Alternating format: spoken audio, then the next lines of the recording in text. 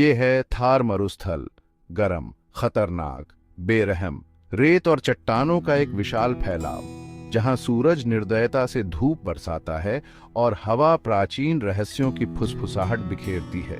फिर भी यहां जिंदगी अपना रास्ता खोज ही लेती है। इस कठोरता के बीच यहाँ के जीव और पौधे इस कठोर वातावरण में ढलकर अपना अस्तित्व बनाए रखते हैं। इस कठोर भूमि के बीचों बीच एक गांव कभी आबाद हुआ करता था। इसका नाम था कुलधारा। एक ऐसी जगह जहां मानव की कुशलता और दृढ़ संकल्प ने असंभव को संभव कर दिखाया था। इसे पालीवाल ब्राह्मणों ने बनाया था। वे कुशल किसान थे जो पानी के कम साधनों का उपयोग करने में माहिर थे। वे समृद्ध व्यापारी थे जो अपने व्यापार के माध्यम से दूर दराज के देशों को जोड़ते थे। कुलधारा उनकी कड़ी मेहनत और अदम्य भावना का प्रमाण था। यह गांव उस उजाड़ भूमि में समृद्धि के प्रतीक की तरह खड़ा था। यह रेगिस्तान में एक नखलिस्तान था, एक ऐसा आश्रय स्थल जहां जीवन सभी बाधाओं को पार कर फलित फूलित हो रहा था। साल था 1291। जीवन अच्छा था। गांव गतिविधियों से भरा हुआ था और भविष्य उज्जवल लग रहा था। बच्चे तंग गलियों में खेलते थे, उनकी हंसी गलियों में गूंजती थी। व्यापारी अपना माल बेचते थे, उनकी आवाजें व्यापार के संगीत में मिल जाती थी। हंसी की आवाज हवा में गूंजती रहती थी, जो गांव वालों की खुशी और संतोष का प्रमाण थी। लेकिन गांव वाले उस काले भविष्य से अनजान थे जो उनका इंतजार कर रहा था। क्षितिज पर खतरे मंडरा रहे थे जो उनके शांतिपूर्ण अस्तित्व के लिए खतरा थे। वे एक ऐसे आतंक का सामना करने वाले थे जिसे वे समझ नहीं सकते थे। जमीन उपजाऊ थी, फसल भरपूर थी और उनका जीवन प्रकृति की लय के साथ जुड़ा हुआ था। कुलधारा की समृद्धि की बात दूर दूर तक फैल गई, जिसे उन यात्रियों और व्यापारियों ने फैलाया जो गांव की सफलता को देखकर दंग रह गए थे। ये बात एक शक्तिशाली व्यक्ति के कानों तक पहुंची। एक ऐसा व्यक्ति जिसकी महत्वाकांक्षाओं की कोई सीमा नहीं थी। यह व्यक्ति था सलीम सिंह, एक ऐसा नाम जो डर और अत्याचार का पर्याय बन गया।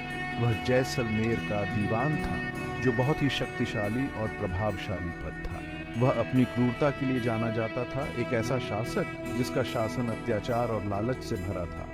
वह एक अतृप्त लालच से प्रेरित था, धन और शक्ति की ऐसी इच्छा जिसकी कोई सीमा नहीं थी। सलीम सिंह की नजर कुलधारा पर पड़ी। उसने इसे एक समृद्ध समुदाय के रूप में नहीं बल्कि लूटने लायक एक मूल्यवान चीज के रूप में देखा। उसने इसे लूटने लायक एक मूल्यवान चीज के रूप में देखा, शोषण के लिए तैयार एक गांव, और वह इसे अपने लिए हासिल करने के लिए किसी भी हद तक जा सकता था। सलीम सिंह एक शक्तिशाली व्यक्ति था। उसका प्रभाव दूर दूर तक फैला हुआ था और उसका नाम सुनते ही बहुत से लोगों के दिलों में दहशत फैल जाती थी। वह बहुत अमीर व्यक्ति था। उसने अपनी दौलत सही तरीकों और क्रूर शोषण दोनों से जमा की थी। वह एक ऐसी व्यक्ति भी था जिसकी इच्छाएं बहुत गहरी थीं। उसकी महत्वाकांक्षाएं और लालसाएं ऐसी थीं जिनकी कोई सीमा नहीं थी। पूरे क्षेत्र में उसका डर था। उसकी बात ही कानून थी और उसके आदेश निरपेक्ष थे।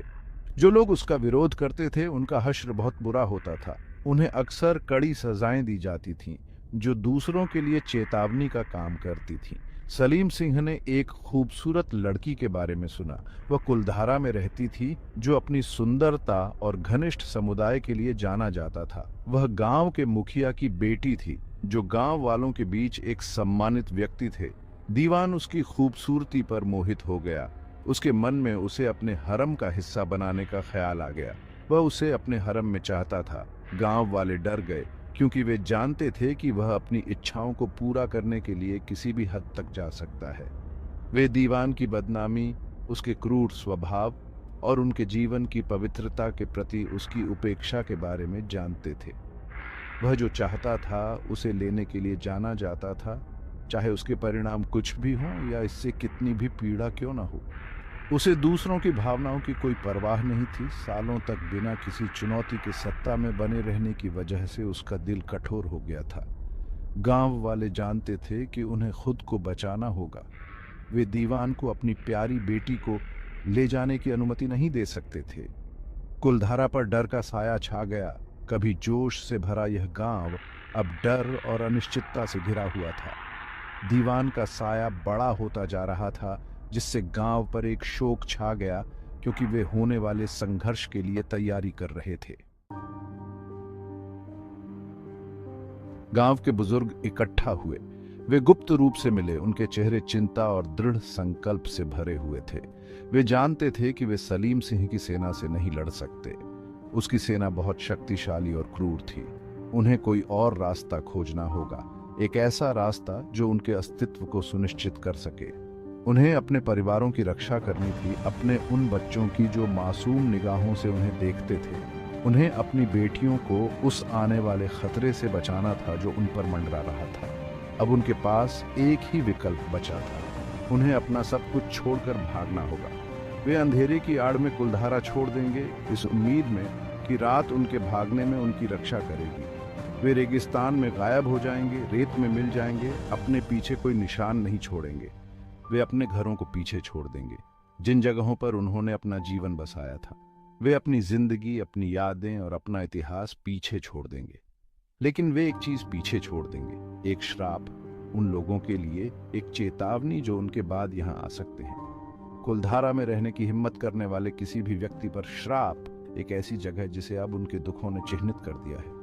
गांव खाली रहेगा, समय के साथ ठहरा हुआ एक भूतिया नगर। ये एक याद दिलाने वाले के रूप में काम करेगा, उनके विरोध के हताश कार्य का प्रमाण।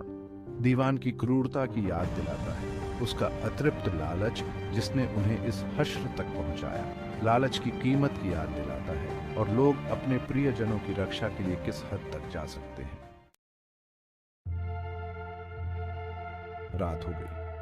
गांव वाले जाने की तैयारी करने लगे। वे जितना सामान ले जा सकते थे पैक किया। उन्होंने अपनी सुरक्षा के लिए प्रार्थना की। जिस घर को वे छोड़ने वाले थे उसके लिए उन्होंने आंसू बहाए। एक एक करके वे अपने घरों से बाहर निकल गए। वे चुपचाप निकलते गए। वे अंधेरे में बुजुर्गों के पीछे पीछे चल पड़े। वे अपना वह जीवन पीछे छोड़ गए जो उन्होंने हमेशा जिया था। रेगिस्तान उन्हें अपने में समेट लेता है। सुबह हुई। एक खाली गांव पर सूरज उगा। कुलधारा वीरान पड़ा था।